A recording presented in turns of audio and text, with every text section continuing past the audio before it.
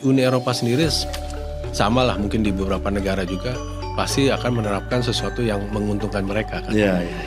You say something but maybe you do something else, right? You do the other things ya. Well, not necessarily the other thing, but something else gitu loh. Something else. Eropa is always think about dagang. Eropa is now is a deficit country, you know. Kalau I may say that, karena ekonominya nggak bagus-bagus aja. Kalau kita kan bilangnya kita nggak sedang baik-baik lagi. Di sana juga nggak baik-baik saja. Kalau saya bilang mau apapun juga, Taiwan disuruh keras, Taiwan suruh merdeka dulu, itu nggak akan dilakukan oleh Taiwan. They know the consequences. Saya mungkin 60% yakin LRT itu nggak akan menyerbu ke Taiwan. Too risky for them. But what's the point gitu loh. Hubungan dagang Taiwan dengan Tiongkok itu very established. So kenapa orang mereka sama-sama Uni Eropa itu quote unquote masih belum bisa menerima LRT as a whole sebagai negara yang maju, negara yang quote unquote demokrasi misalnya, masih memakai paradigma lama.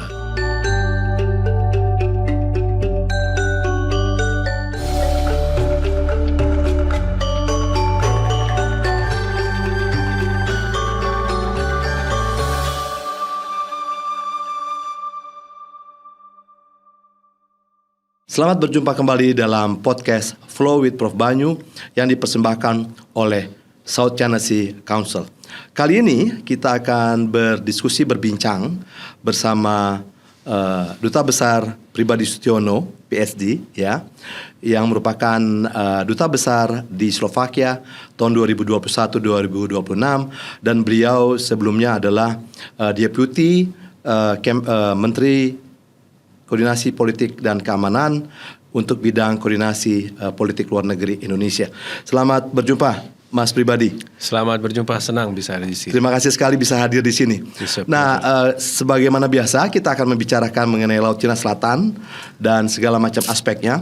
Dan karena Pak Dubes Pribadi ini adalah pernah tugas di Eropa, tentu kita akan membahas mengenai bagaimana Eropa memandang Laut Cina Selatan.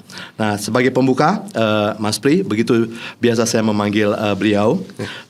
Kita tahu semua bahwa Laut Cina Selatan merupakan salah satu selat yang paling strategis di dunia, merupakan wilayah tempat perebutan pengaruh banyak negara, bahkan Eropa juga turut sibuk ria di Laut Cina Selatan. Nah, pertanyaan saya pertama, Mas Pri, bagaimana kira-kira pengalaman Pak Dubes selama di Slovakia melihat pandangan negara-negara Eropa, khususnya negara Eropa Tengah dan Timur, terhadap Laut Cina Selatan? Karena saya dengar juga mereka cukup hirau dengan persoalan di Laut Cina Selatan. Thank you, Mas Banyu. Terima kasih juga udah diundang di acara ini. Well, kalau kita bicara Eropa, tadi benar sampaikan Mas Banyu, Eropa itu banyak berkecimpung juga atau ingin tahu mengenai Laut Cina Selatan. But kalau kita bicara mengenai Eropa Tengah dan Eropa Timur itu another issues. So mungkin saya akan mulai dengan Europe as a whole, bagaimana pandangan terutama Uni Eropa terhadap Laut Cina Selatan itu sendiri. Pada intinya Laut Cina Selatan itu something a bit far away from them. Jadi geographically speaking dia far away from them. Dan selama ini kita tahu Eropa itu selalu hanya inside the box of European Union. Bagaimana mereka mengatur Uni Eropa, bagaimana mereka menghadapi perang Ukraine dengan Rusia, bagaimana mereka menghadapi atau antisipasi terhadap kebijakan-kebijakan barunya Amerika di Eropa, juga di NATO misalnya gitu. Tapi to some extent, yes, mereka perlu juga membicarakan tentang Laut Cina Selatan. Satu, karena itu jalur utama perdagangan juga mereka, dari Asia terhadap ke Eropa. Meskipun sekarang isunya udah mungkin juga merembak ke Hormuz ya, tapi traditionally is very important area buat mereka, sehingga mereka juga ingin melihat Laut Cina Selatan itu dalam suatu suasana yang favorable for them. Oke. Ya. For the sake of the national interest. For the sake of the national interest. Yang kedua, traditionally Eropa itu sangat dekat dengan Taiwan. Ini menarik nih, Ya. Mas pribadi. Jadi, I'm talking not politically ya, tapi saya bicara mengenai ekonomi. Ya. Kita lihat di Eropa itu investasi Taiwan di Eropa itu sangat besar. Sebelum ekspansi Tiongkok. Ya. Ya. So kalau kita lihat even di Slovakia aja itu ada pabrik Delta yang terbesar, salah satu terbesar di Eropa. Itu Taiwan. Dan itu mempengaruhi pandangan politisi dan orang-orang akademisi juga di Eropa terhadap Laut Cina Selatan, khususnya terhadap Taiwan. Bahkan di Taiwan itu, di Slovakia itu ada kelompok-kelompok yang sangat mendukung pro Taiwan dan ingin melibatkan atau mempengaruhi pemerintah setempat. Gitu. Jadi pandangannya seperti itu. Dua hal, dua isu tadi mengenai pentingnya Laut Cina Selatan sebagai jalur perdagangan, jalur ekonomi, dan kedua memang traditionally mereka dekat terhadap Taiwan. Understanding politiknya RRC itu komunis. Which is kalau di Eropa Tengah dan Eropa Timur mungkin mereka similar. Meskipun demikian pun ketika itu Eropa Tengah dan Eropa Timur lebih dekat ke Vietnam daripada ke Cina. Nah, sementara ini Eropa Barat lebih senang yang nasionalis, yang non komunis tentunya. Nah, jadi dari sisi itu kemudian apakah pola hubungan misalnya saja negara-negara Eropa dengan China itu akan terganggu karena isu Taiwan begitu dekat secara ekonomik dengan negara-negara Eropa atau bagaimana? Waktu itu saya balik ya. Waktu itu buat RRT sendiri, itu sangat sulit untuk bisa merambah ke ke Eropa.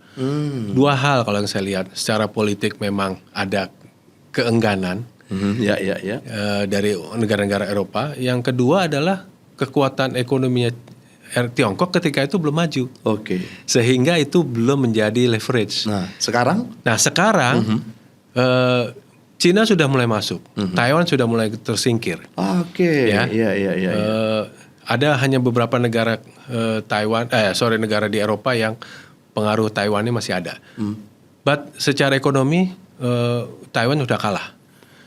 But EU masih suka menerapkan semacam what you call it double standard? No? Bukan double standard, tapi suatu ukuran-ukuran yang kalau dilihat itu sedikit membatasi geraknya Tiongkok. To some extent, ini contoh di Slovakia ya. Kita tahu perusahaan mobil Volvo is bought by Chinese ya, by Tiongkok ya.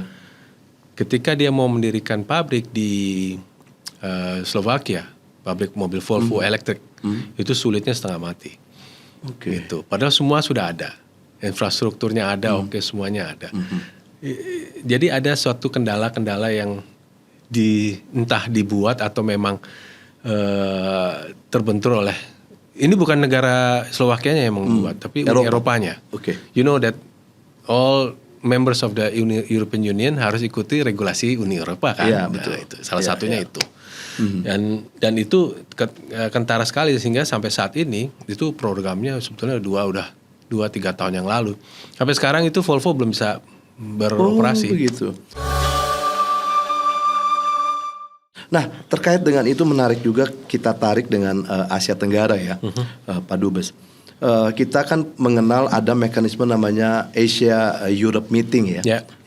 Nah, apakah dalam konteks tertentu sejauh pengamatan Mas pribadi atau Pak Dubes, dalam konteks ASEM pernah nggak dibicarakan mengenai bagaimana posisi mereka terhadap Asia ketika ketika dikaitkan dengan Laut Cina Selatan?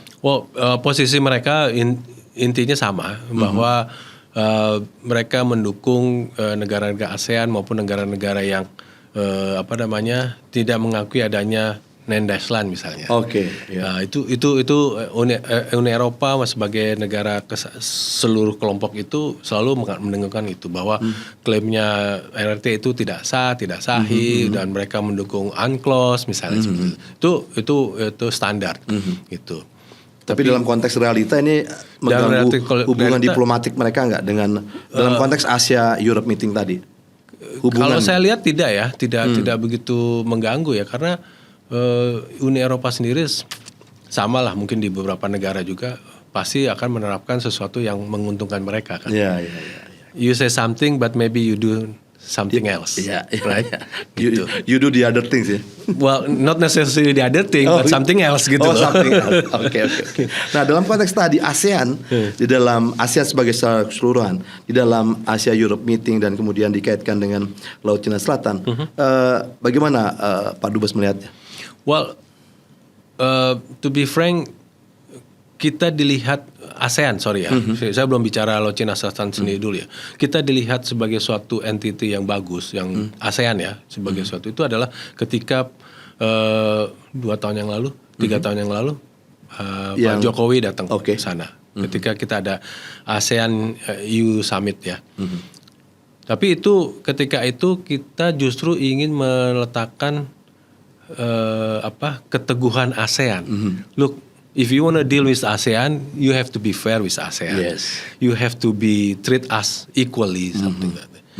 Itu kan yang dipesankan oleh presiden ya, ketika Presiden Jokowi ketika itu. Dan mulai saat itulah mereka mulai melihat, oh iya ya, ASEAN itu ada. ASEAN itu bisa membantu mereka. Intinya begitu. Membantu dalam arti dari sisi ekonomi misalnya. Membantu mereka juga mengharapkan misalnya ASEAN individually or as a whole group membantu dalam proses perdamaian Ukraine Rusia misalnya. Itulah mulai saat itu. Ya maybe sama seperti kita ya, kadang-kadang kita suka ignoran negara-negara kecil di Eropa kan, kita nggak tahu ini negara apa sih gitu. Sama aja mungkin mereka juga menganggap ASEAN apa sih gitu. Apa sama dengan kelompok-kelompok yang lain, asal ada kelompok aja gitu. Apalagi setelah itu kan kita sangat-sangat ingin melihat Indonesia, ASEAN itu lebih tampil di dunia itu melalui BRICS misalnya, melalui OECD, kita kan applying for OECD. Nah itu mulai saat itulah. Tapi positif, mereka sangat positif ketika kita apply for OECD, meskipun kita udah masuk BRICS, mereka sangat mendukung kita. Menarik. In term of South China Sea, mungkin Prof. Banyu pernah tahu bahwa Belanda, bahkan Belanda pun atau Inggris pun pernah mengirimkan armadanya atau tentaranya atau militernya ke Laut Cina Selatan. That's the sign that how important is South China Sea for them. Nah, dikaitkan tadi Pak Dubes mengungkapkan tentang BRICS, OECD. Satu hal yang saya mau tarik juga adalah ketika China memunculkan gagasan BRI, Belt Road Initiative. Nah, Belt Road Initiative itu kalau kita lihat kan memang akan melewati Laut Cina Selatan juga kan. Nah, sementara di the new Silk Road-nya itu melewati ke wilayah Eropa. Nah, mereka juga concern dengan kedua hal ini nggak? Dengan yang New Silk Road-nya dan Maritime Silk Road-nya yang tentu harus melewati South China Sea. Well, kalau bahas mengenai ini ya, before we lihat reaksinya Eropa sendiri terhadap ini, saya sebenarnya adalah mungkin satu dari sekian sedikit orang yang mengatakan, look, Maritime Silk Road itu sebetulnya nggak pernah ada. Kalau menurut saya ya. Menarik nih. Historically, my background is Chinese studies kan. Yes. Historically, Cina itu atau RRT itu atau Chungguo itu adalah negara satu wilayah besar. Mainland. Yeah. Dia keluar itu jarang sekali. Kita tahu ceritanya ada waktu ke melawan Jawa segala gitu ya. Tapi nggak pernah ada perdagangan yang benar-benar solid seperti VOC, seperti Inggris, seperti Portugal, Spanyol yang berdagang dengan kita. Karena apa? Mereka bukan negara yang konsentrasi pada laut. Gitu. Mereka punya armada laut, tapi bukan armada besar atau armada kayak Spanyol atau Portugal atau Inggris ya. No, that's why saya selalu mengatakan di mana sih ada Maritime Silk Road? Linknya di mana? Historically kita pernah nggak belajar Maritime Silk Road? Iya. Ada nggak? Ya tradisional saja. Nggak ada. Nggak ada kita. Nggak Coba ada itu. kalau kita dalam sejarah kita lihat mana ada Maritime Silk Wah, Road. menarik ini. Yang Terus ada, dielaborasi. yang ada perdagangan negara-negara kecil di Nusantara dengan mereka. Tapi konsentrasi Silk Road itu adalah dari Cina daratan sampai Eropa. Iya. Filmnya you name it, dari yang Betul. dibikin Banyak NHK, sekali. Iya, dibikin Genghis Khan, apa iya, itu iya. semua ada, dan historiknya historis site-nya banyak. Ya kan? Iya, iya, sampai iya, ke iya. Bukhara, sampai ke itu Persia, sampai ke Eropa. So itu satu hal. Iya. So kalau kita lihat kata-kata Cungko itu artinya negara tengah. Betul. So, Middle Kingdom. Dia never expanding. Dia selalu konsentrasi ke sini. Berapa ribu tahun negara Cina itu lebih dari 2000 tahun kan, katanya kan, ya kan? Iya. Dia ekspansinya kemana? Ke Central Asia kan? Central Asia, tapi itu tradisionalnya udah punya mereka, ya kan? Iya, iya, iya. Satu-satunya negara yang dia ekspansi benar-benar adalah Tibet, Iya. right? Betul. Yang lainnya nggak ada. So saya selalu doubt, I might be wrong ya, tapi saya doubt ada yang namanya Maritime Silk Road. So kalau kalau kita tahu sejarah sebenarnya we don't have to khawatir terhadap To worry about that. psikologi dari orang Cina itu sendiri. Oke. Ya kalau saya. Iya. Ya. Nah, apakah kemudian ini merupakan semacam bahasa diplomatik mereka bahwa meskipun katakanlah belum terlihat secara real, bahwa mereka ingin mengatakan, menyampaikan ekspresi bahwa Laut Cina Selatan dan Maritime Silk Road itu merupakan di bawah pengaruh mereka, seperti itu. Well, kalau mau lebih serius, sebenarnya itu pengaruh Majapahit sama Sriwijaya. Oke. Ya. Jadi harusnya kita yang lebih. Seharusnya kita. Karena apa? Pernah ada ekspansi atau secara militer, penguasaan wilayah secara militer oleh RRT ke daerah itu. Yang ada kan selalu mengatakan this is our traditional rights. Yes. Look, traditional right it doesn't mean that you conquer that area. Nelayan saya jalan-jalan ke sana, Termasuk cari ikan. traditional fishing ground ketika Exactly. LCS ya. Itu yang selalu dibilang kan. Dia not claiming this is our land, this is our geographically belongs to us misalnya. No, ya kan? Karena mereka juga sadar mereka sudah nggak pernah ke sana. Itu yang kadang-kadang kita miss. Oke. Gitu. Nah, Ya, bagi ya, Eropa mungkin itu juga belum dilihat. Karena apa? Eropa sendiri kan pengaruhnya dari Amerika, pengaruhnya dari Jepang, yang mempunyai kepentingan besar di situ. Meskipun Eropa kan jauh, tapi kan Amerika, Jepang is their friends, their close friend. Korea, so ya dia harus mengatakan sesuatu. Apalagi ada juga komoditi-komoditi mereka yang datangnya dari Jepang, dari Korea, atau dari Asia Tenggara. So ini hanya menggambarkan bahwa yes, South China Sea is matter, but not as important as Ukraine issues, not as important as like Balkan issues, Eropa Timur, which is sekarang didominasi oleh kelompok kanan misalnya. Iya. Itu yang lebih concern mereka.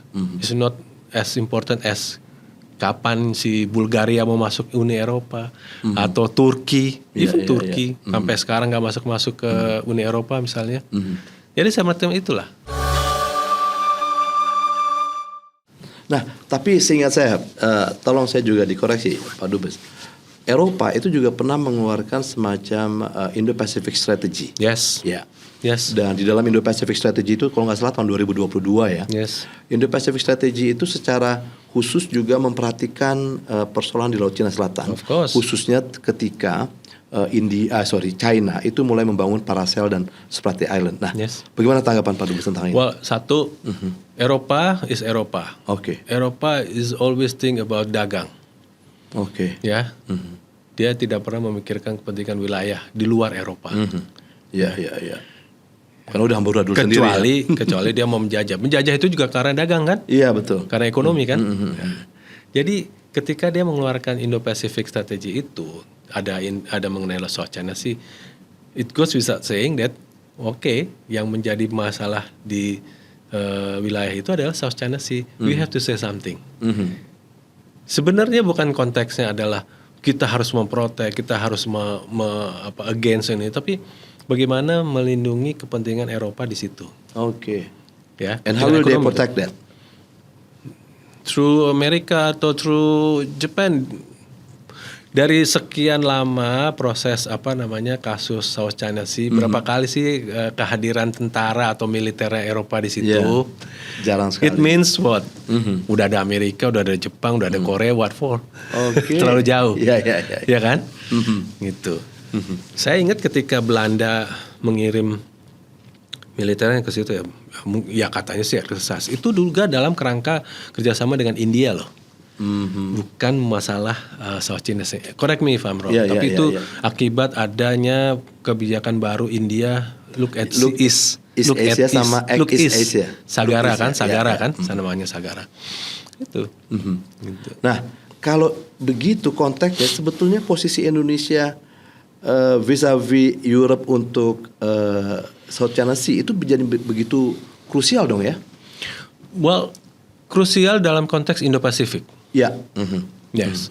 Apalagi sekarang banyak negara di Eropa individually dia mengeluarkan yang disebut dengan Indo-Pacific Policy. Iya, betul. Termasuk Slovakia yang landlocked country, kecil, cuma penduduk 5,4 juta, tapi dia punya kebijakan mengenai Indo-Pasifik. Why? Pertanyaannya kenapa kan sekarang? Kenapa?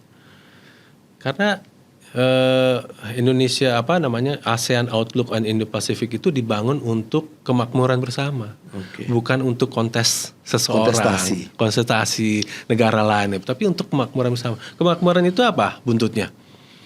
Dagang, ekonomi, right? Jadi isu itu yang jauh lebih penting daripada Eropa is a deficit country, Kalau I may say that, karena ekonominya nggak bagus-bagus saja. Kalau kita kan bilangnya kita nggak sedang baik-baik lagi. Di sana juga nggak baik-baik saja. Apalagi perang berkelanjutan di Ukraine berapa lama sekarang? Itu kan bukan masalah kedaulatan wilayah atau apa, tapi itu kan masalah ego sekarang.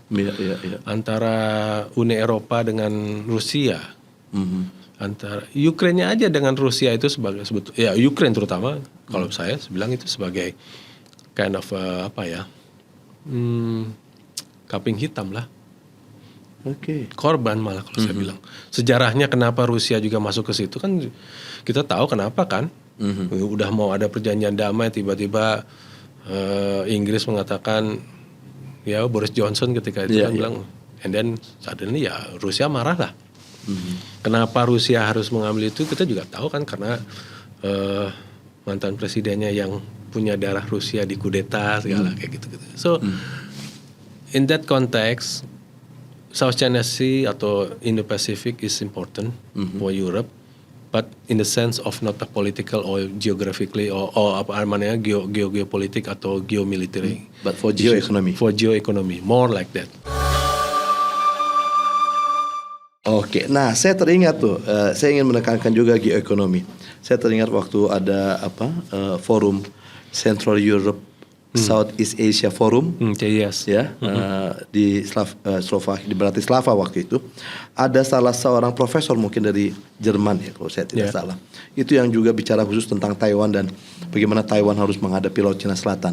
Nah saya pikir pendekatan yang dikatakan beliau itu cukup provokatif karena berupaya untuk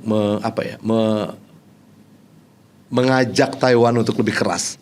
Tapi tampaknya ide ini tidak laku dijual ya. Nah, jadi gimana kira-kira? Karena saya pikir ada beberapa akademisi juga yang cukup keras kepada China di satu sisi untuk bisa mengontrol dirinya tapi juga memprovok Taiwan gitu loh. Well, kita harus lihat dulu penggagas acara itu adalah suatu kelompok atau think tank yang benar-benar pro Taiwan. I see, Well, I may say sekarang nih setelah saya udah nggak di sana, saya mengatakan itu dibiayai oleh Taiwan. kita harus tahu. Jadi siapa yang akan ngomong apa kita tahu dan karena apa, gitu kan, ya kan. Nah, kalau saya bilang mau apapun juga, Taiwan disuruh keras, Taiwan suruh merdeka, itu nggak akan dilakukan oleh Taiwan. They know the consequences. Gitu. Dan saya mungkin 60% yakin LRT itu nggak akan menyerbu ke Taiwan. Iya, betul. 60-70%. Itu risky for them. Meskipun dia juga yakin bahwa Amerika nggak akan menyerbu. Iya. But what's the point gitu loh. Ya ini kan buat ya apa ya, nganget-ngangetin aja lah kompornya supaya makanannya nggak jadi dingin, ya kan. Udahlah kita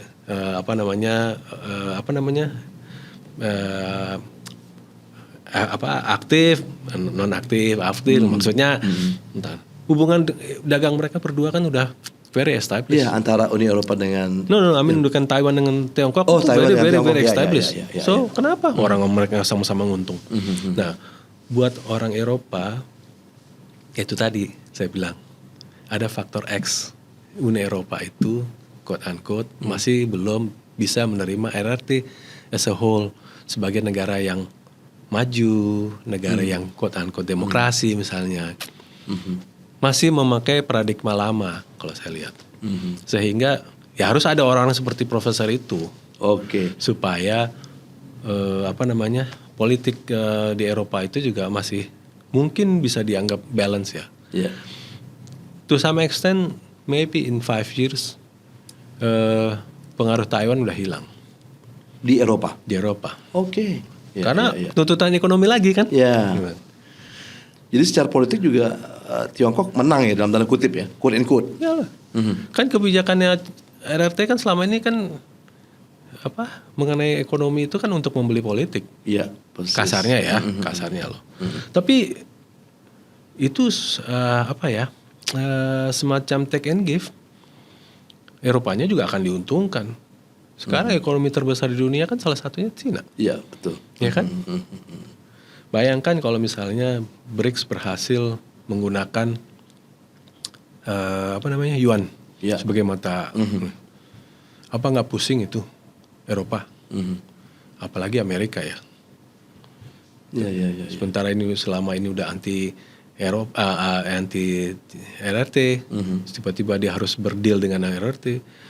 Raw materials maupun teknologi Cina itu udah masuknya udah kemana-mana di Eropa. Sehingga dengan demikian kita bisa katakan Laut Cina Selatan itu bukan arena kontestasi buat Eropa, tapi justru adalah berkolaborasi ya dengan sekarang China ketika bicara mengenai ekonomi ya. Nah dalam konteks itu apalagi kalau kita mau masuk OECD kan banyak negara-negara Eropa itu ya. Bagaimana kita sendiri Pak Dubes melihatnya Indonesia dalam konteks ini? Dalam konteks Cina Selatan? Ya Laut Cina Selatan kemudian dengan OECD-nya. Kalau dengan OECD kita udah kalau menurut saya dari pengamatan saya 80% kita akan diterima, 80-90% ya akan diterima karena mostly ini kan harus konsensus ya. Yang menjadi ganjalan OECD buat kita tuh cuma satu. Kan? Cuman itu aja sebenarnya. Negara-negara Eropa tuh, apalagi kok Eropa kan sekarang mulai ekspansi ke Asia Tenggara kan? Betul. Ya kan? Terutama Indonesia.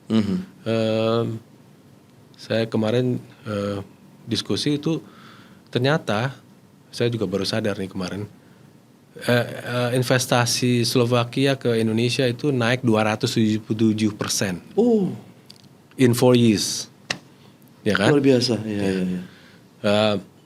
Artinya mereka akan mencari pasar yang baru, mereka akan mencari duit yang baru, mereka mencari Eropa saya tadi bilang Eropa itu sedang saya nggak bilang crippled ya, tapi sedang nggak baik-baik aja. Ya, dengan adanya perang berkepanjangan, harga-harga semua naik semua akibat perang itu hanya karena akibat perang itu aja inflasi bisa 30%, 40% kan. Jadi dia harus cari pasar lain. Pasar lain itu mana? Afrika traditionally tapi orang Eropa nggak melihatnya terlalu ini. Karena purchasing powernya mungkin. Purchasing powernya. Terus kemudian investasinya terlalu besar. Terus kemudian Asia lah. Asia mana? Asia Tenggara terutama Indonesia. Why? If you establish one factory in Indonesia, Anda bisa jual ke ASEAN, bisa jual ke Cina, dia bisa jual ke Jepang, bisa jual. You see? Jadi dalam konteks ini Eropa harus tetap harus dirangkul. Dan kalau kita mau bicara mengenai Laut Cina Selatan dengan Eropa, seperti misalnya ASEAN Europe Summit kayak kemarin, ya kita let it flow aja. Bagaimana Eropa maunya? Karena kontrol dari Laut Cina Selatan itu, isu konten itu kan sebetulnya ada di kita, bukan di kita di Indonesia ya, tapi di ASEAN dan negara-negara di sini, ya kan? Iya. Plus maybe Jepang, maybe Amerika, tapi bukan Eropa. Gitu. Ini saya lihatnya seperti itu ya. For them ada untungnya nggak? Terus kalau yang pertanyaan yang lainnya, yang mau diselesain itu apa sih sebenarnya? Buat Eropa ya? Iya.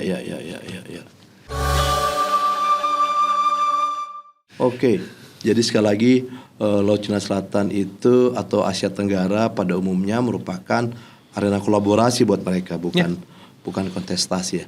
Lah, karena Pak pribadi juga pernah menjadi deputi bidang koordinasi Polugri, politik luar negeri. Bagaimana Pak pribadi menilai kebijakan kita untuk Eropa dan negara ASEAN yang lainnya plus China, Jepang dan Korea khususnya pada konteks Laut Cina Selatan? Kita harus bedakan kebijakan politik kita dengan kebijakan ekonomi kita ya.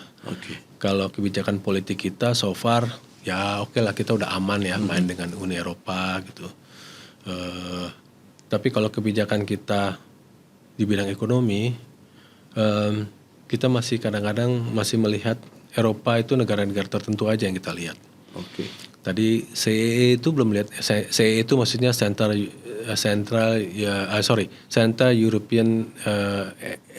East European ya. Jadi Eropa Tengah dan Eropa Timur. Itu kita nggak banyak lihat. Kita dulu punya, entah masih ada atau enggak, kebijakan yang namanya non-traditional market. But we never touch it. Kalau kita lihat orang-orang Kadin kita gitu, teman-teman di bisnis, kalau mau ke Eropa dagangnya kemana? Eropa Barat kan? Padahal potensinya Eropa Tengah dan Eropa Timur itu besar sekali ya. Dan kalau kita orang dagang, kita kan lihat ongkos produksi, ongkos yang lain. Ongkos produksi di Eropa Tengah dan Eropa Timur itu sepertiga dari Eropa Barat. Tapi kita nggak pernah mau ke sana. Jauh lebih murah maksudnya? Jauh lebih murah, sepertiga ya. Simply karena dianggapnya penduduknya nggak banyak. Jadi yang beli sedikit. Tapi jangan lupa mereka itu ada di tengah-tengahnya, terutama Slovakia ya, ada di tengah-tengahnya Eropa. Once you buka toko di situ, jangan untuk toko retail, tapi toko untuk gudang. Jualnya ke Eropa Barat. Tapi Hungaria, ke Ceko, ke Polandia, ke Eropa Timur, Austria, persis. Di situ. Ya kan? Once you do that dengan ongkos yang sepertiga tadi, untungnya kan masih 2/3. Paling enggak. Betul. Itu. Jadi kita nggak punya kebijakan ekonomi yang jelas terhadap Eropa Tengah, Eropa Timur. Gitu. Kalau kita bahas itu artinya perlu ada perubahan mindset kita, terutama para para pelaku bisnis lah. Termasuk dibandingkan dengan negara-negara ASEAN lainnya kebijakan kita. Kita kalah, Pak. Jauh kalah. Filipina tuh aktif di sana. Filipina tuh aktif. Kalau Vietnam, jangan ngomong Vietnam ya. Vietnam traditionally punya stronghold di Eropa Tengah, Eropa Timur, karena kan sama-sama komunis dulu. Sehingga bahkan di Slovakia itu Vietnam itu dianggap sebagai minority, kelompok masyarakat minoritas. Juga di Ceko. Tapi kita harus punya kebijakan yang untuk ekonominya. Nah, Eropa di sana ya. Jadi kalau kita bahas mengenai Laut Cina Selatan sendiri antara Indonesia dengan Laut Cina Selatan, saya selalu ingat omongannya Pak Hasan Wirayuda ya, seingat saya. Kita bicara mengenai konteks Laut Cina Selatan ya. Pak Hasan tuh pernah bilang ketika ditanya oleh Menteri Luar Negeri Cina ketika itu, saya lupa apakah sudah Wang Yi atau belum ya. Bilang, Excellency Minister, we have a problem in South China Sea. And you know what jawabannya Pak Hasan? I'm sorry, that's your problem, not our problem. We don't have a problem in there. It means please you solve it, help us untuk solve it. Us itu ASEAN ya, but don't play with it. Don't play with it. Iya. Jadi artinya Laut Cina Selatan itu sebenarnya bukan menurut Pak Hasan ya, bukan problemnya Indonesia itu. Kita boleh aja adakan apa nih workshop on managing conflict South China. Boleh karena kita sebagai a good broker kan, kita selama ini kan good bridge builder kan. Ya kan, Moro lah, Kamboja lah, boleh. Cuman jangan, kadang-kadang kita jadi tanpa sadar ya, kita tuh bukan, ya mostly people tuh mengatakan, oh kita punya masalah di Laut Cina Selatan. No, we don't have it. We don't have it. Okay. Ya, yang menjadi masalah kita adalah kita suka lalai dengan Laut Cina Selatan.